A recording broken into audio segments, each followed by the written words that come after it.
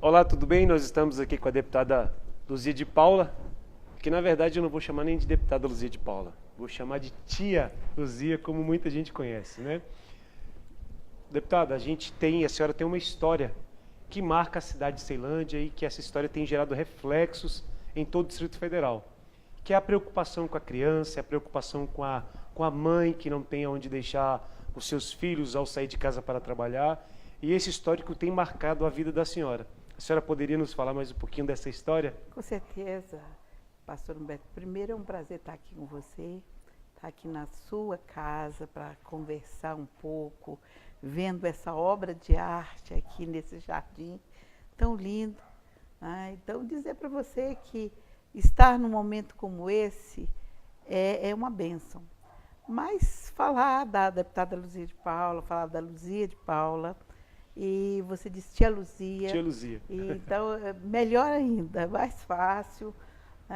Eu venho de Minas Gerais, sou filha de lavradores, uma família muito simples. Até os 12 anos eu vivi na roça, e pude ter muitas experiências boas, junto com meu pai, minha mãe.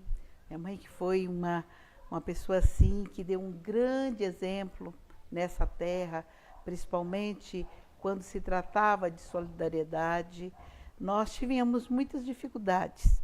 Agora, uma das coisas que nós nunca passamos foi a necessidade de ter na mesa o pão de cada dia, porque eram duas pessoas muito trabalhadoras e a gente comia aquilo que plantava.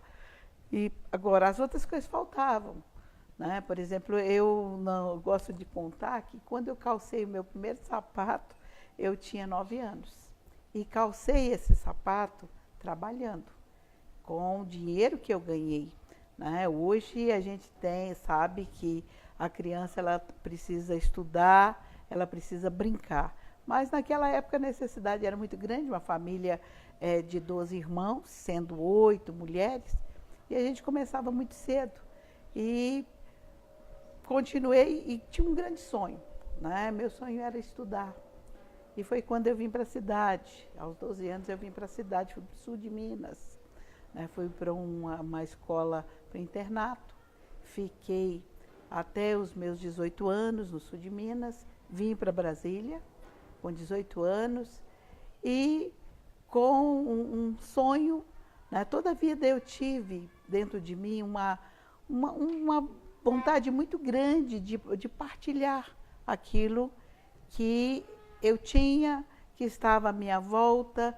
Então, quando eu via alguém que tinha pouco, um pouco menos do que eu queria partilhar o pouco que eu tinha. Isso era na alimentação, e aprendi muito isso com minha mãe. Minha mãe, naquela época, eu me lembro muito bem, ainda muito criança, naquela época passava caravanas de leprosos, o pessoal que sofria com a doença de hanseníase. E ela dizia para a gente, olha, vocês vão ficar aí ela pegava o melhor frango que tinha no quintal, o melhor porquinho, e fazia comida e ia deixar debaixo de uma árvore onde eles passavam, e não permitia que a gente fosse, porque ela disse, olha, é a doença do mal, criança não pode ir. Então essa coisa veio muito dela. Mas, como disse, saí de casa muito cedo, com 12 anos, e o intuito era estudar. Vim para Brasília com 18 anos, e com 20 anos eu me casei e vim morar em Ceilândia,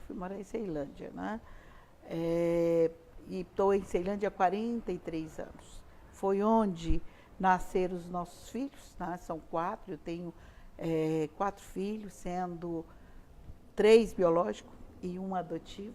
Um de coração. Uma do coração. E do coração mesmo, uma menina fantástica. Todos eles. Meus filhos, eu tenho muito que agradecer a Deus. Eu nunca tive problema com filhos, como a maioria da sociedade, às vezes por um motivo ou outro tem que passar.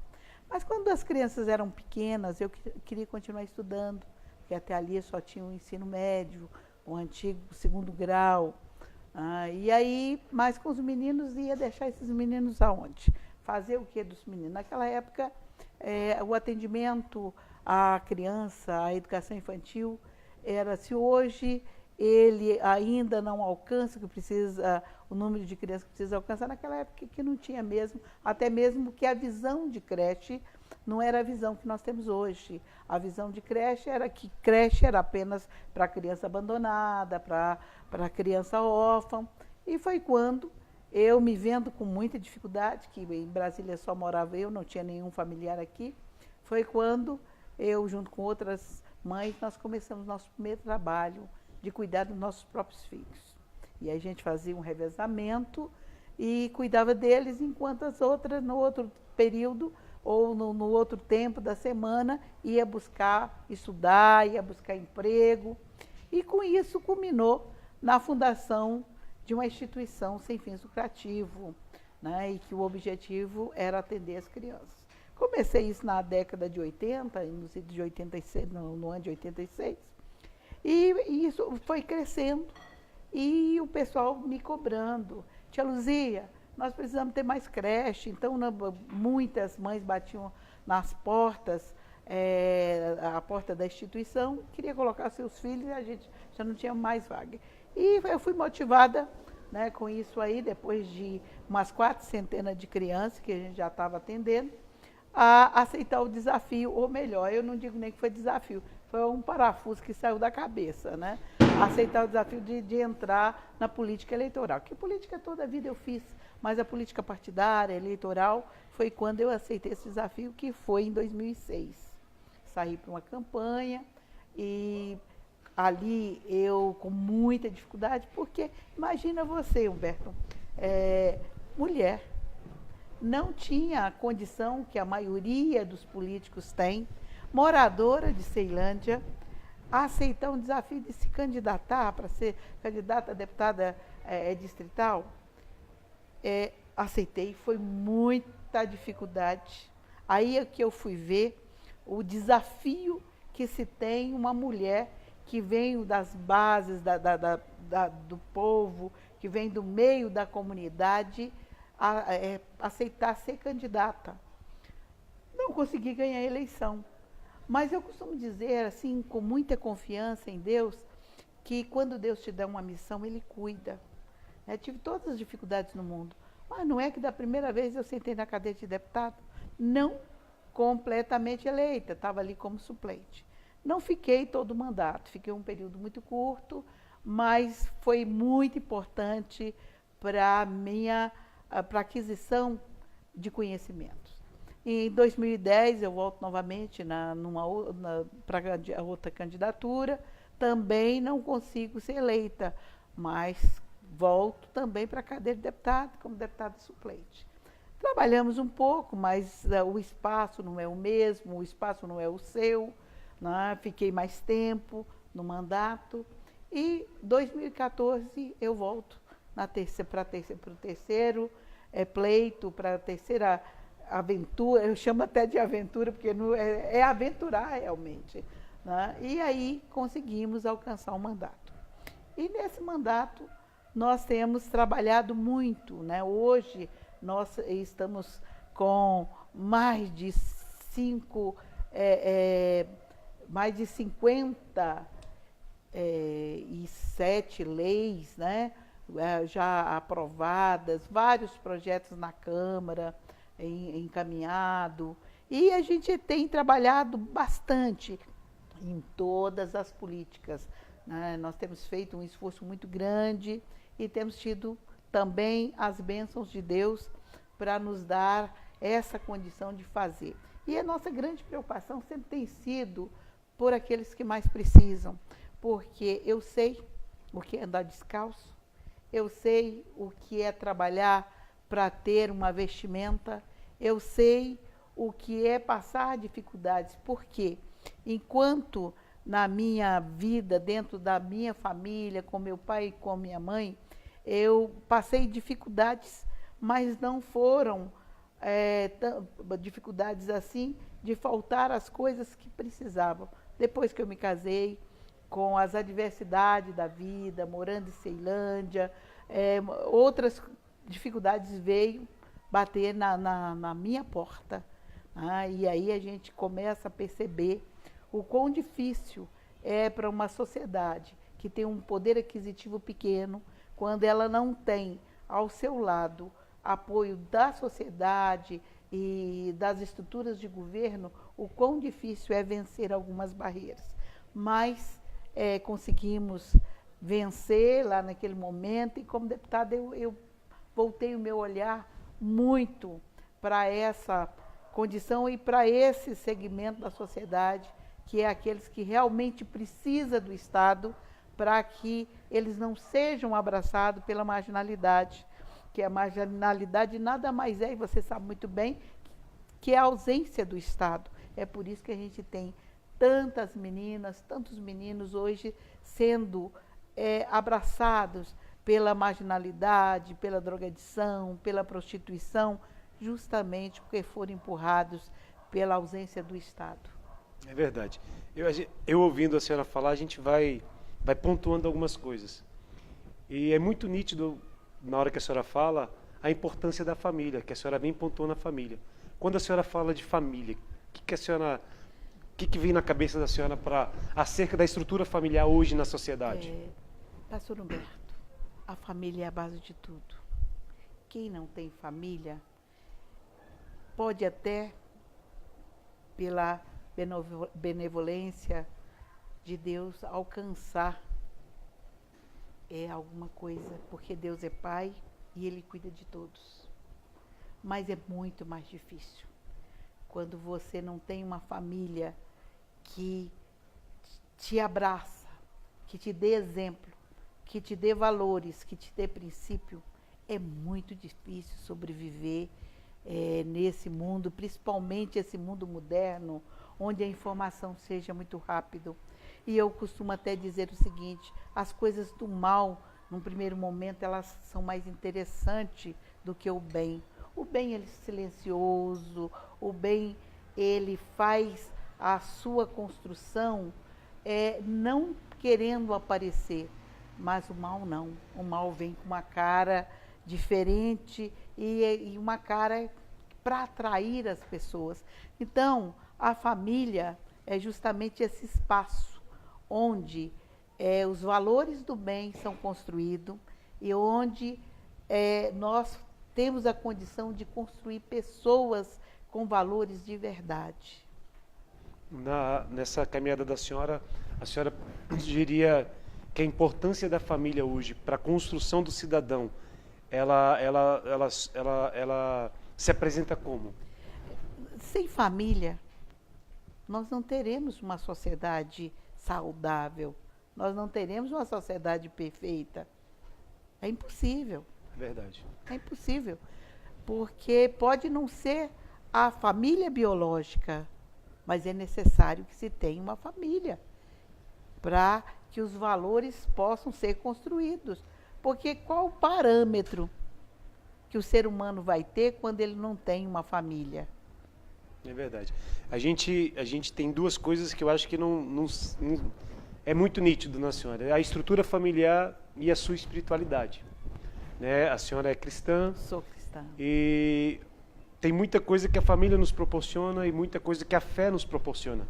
Quando a senhora fala de fé, quando a senhora fala de cristianismo, quando a senhora fala de igreja, qual é a importância da igreja, a importância do cristianismo nessa constituição da sociedade e na constituição da família? O ser humano que ele não tem fé, ele não tem paz, ele não tem esperança, ele vai ser incapaz de passar valores. Então, a fé é algo que te dá essa condição de passar exemplo para as pessoas, que de nada adianta você querer passar alguma coisa quando ela não está dentro de você.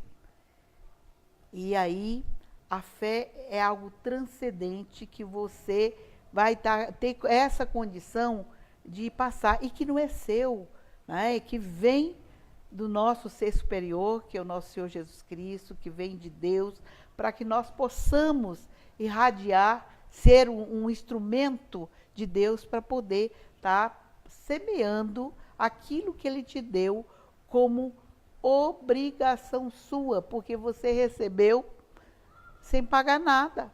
E ele te dá essa condição para você estar passando ao seu semelhante, né, para ter a felicidade. Porque um homem que não tem fé, ele não tem valores e muito menos ele alcança a felicidade. É verdade. A gente vê essa estrutura familiar, a estrutura da fé, e eu chamo de uma ação de misericórdia. Que a misericórdia é quando nós nos colocamos no lugar do outro, né? O trabalho da senhora começa como um trabalho de compaixão, que é ver famílias, ver talvez muitas mães solteiras que não tinham onde deixar sua criança, que eu vi a história da senhora no Bamerindos, né? Parece que foi ontem, mas nós vimos essa história no Bamerindos quando tudo inicia pela vontade de gerar oportunidade para outras pessoas. Muitas vezes a senhora não pensou só em você, mas pensou também na dificuldade que outras pessoas passavam e como tudo isso começou. Olha, a senhora falou, mas assim, eu falo em termos de sentimento, de construção, de ver a estrutura familiar, de ver a estrutura da fé, de ter esse ato de compaixão. Olha, as coisas, quando você você é lhe dado uma missão, a questão da compaixão é justamente porque você não consegue viver enquanto à sua volta os outros não estão vivendo. Então, a sua felicidade é ter as pessoas ao seu lado feliz. E essa felicidade vem na compaixão, vem na partilha, vem na alegria de viver e partilhar aquele bem que você vive. Quando eu falo de partilha, Humberto, eu não estou falando só de partilha material, não. Eu estou falando da partilha de você sentir bem e sentir bem porque o outro está bem, né? E que eu vejo essa partilha primeiro do que a partilha das questões materiais. Porque quando você não é capaz de partilhar a sua felicidade, aquilo que você recebeu, você também não consegue partilhar nada de material.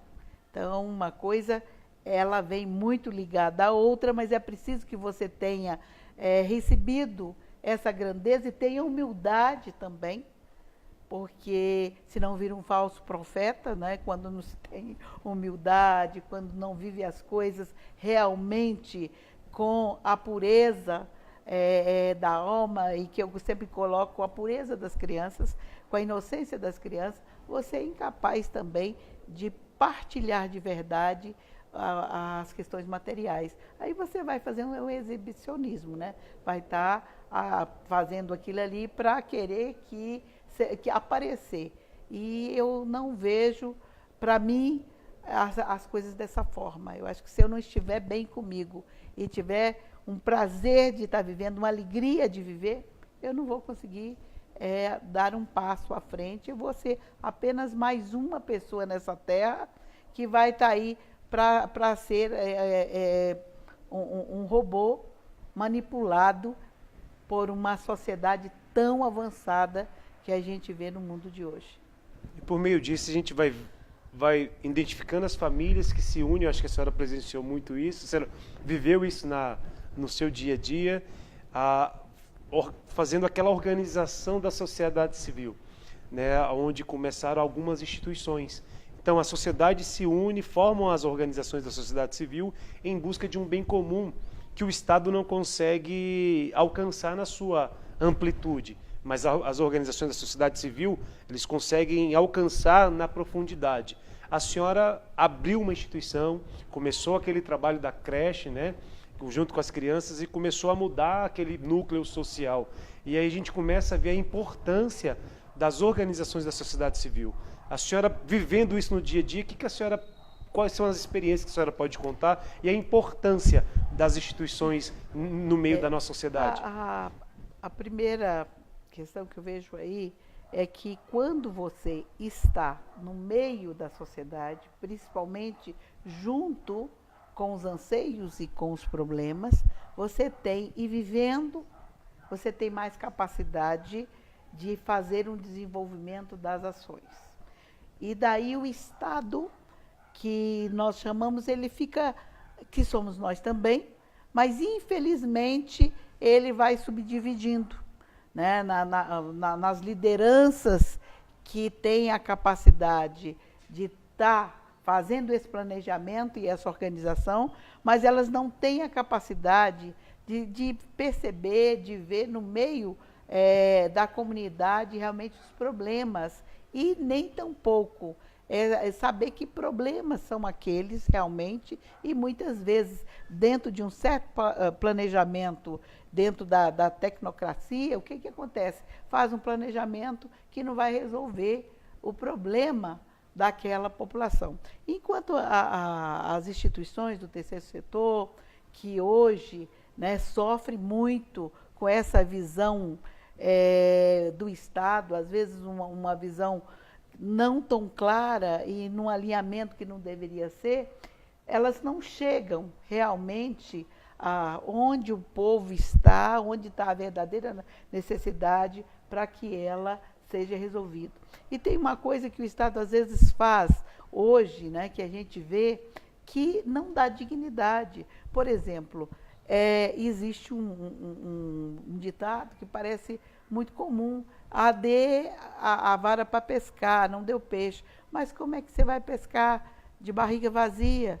Primeiro, é necessário que se dê o peixe, ensine que a partir do momento que você está saciado, você tem condições de pegar uma vara e pescar. E a gente, nós hoje estamos vendo o quê? Uma grande parcela da sociedade brasileira, e uma falsa ilusão, né, com um cartão no bolso que não resolve todos os problemas. Ele dá uma certa liberdade, mas não está realmente dando às pessoas a condição que elas realmente possam ter dignidade. Porque será que vai ser interessante uma mãe, um pai deixar de herança para o filho um cartão do Estado? Né? Nós estamos vendo um resultado aí que a gente tem que fazer uma avaliação profunda. Ele é necessário? Mas nós precisávamos ter formas diferentes de estar passando esse cartão. Igreja, a importância da igreja na sociedade. É fundamental, né? O ser que ele não tem uma religiosidade, não segue uma religião, ele dificilmente ele consegue realmente ter a felicidade plena, viver nesse mundo com harmonia e passar o seu sentimento de valores, de bem, porque sem a igreja, sem a religiosidade, nós não vamos ter do ser humano nenhuma capacidade de estar deixando legados de valores. Eu vejo a igreja como a célula fundamental na vida do ser humano. E o cristianismo, que é a nossa vivência, o nosso princípio religioso, né? Eu acho que se todo ser humano conseguisse viver o cristianismo com profundidade, nós teríamos um mundo muito bom, porque nada mais é do que você viver realmente em comunhão com seu irmão, em comunhão com a sociedade. Então, a partir do momento que a humanidade perceber o grande fundamento que nós temos dentro do cristianismo, nós teremos um mundo de paz, um mundo de alegria, um mundo de amor, que é o que está faltando para a nossa humanidade. É isso aí. Nós encontramos família. A senhora tem uma família, a senhora é esposa, a senhora é mãe, a senhora é avó. Eu sou casada há 43 anos e tenho o maior orgulho, gosto de falar isso, né, que é uma das coisas que eu gosto de dar exemplo, e um casamento maravilhoso, um casamento que eu tenho o maior orgulho. A senhora é mulher de fé, amém, cristã, amém, né? A senhora está no social, a senhora entende a importância do social, a senhora hoje vive e está no meio político, e eu acho que a política tem beneficiado muito hoje o trabalho da assistência social, inclusive do suporte que as igrejas podem oferecer pelo meio do mandato da senhora e, sobretudo, o mais importante é a valorização da família. Eu acho que nós vivemos um tempo onde as pessoas elas estão ignorando a importância da estrutura familiar e a importância da espiritualidade dentro da estrutura familiar, e a senhora tem feito essa diferença. Então é muito bom conversar com a senhora, é muito bom recebê-la aqui no jardim da minha esposa. Jardim lindo. Né? Tá e que Deus parabéns. possa abençoar Amém. a cada dia mais a vida da senhora. Amém. E olha, foi muito bom conversar com você, tia Luzia. Obrigada. Não.